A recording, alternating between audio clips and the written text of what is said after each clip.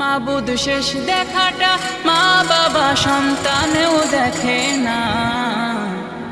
এমন মরণ মাওলা তুমি কাউকে দিও না, এমন মরণ মাওলা তুমি কাউকে দিও না।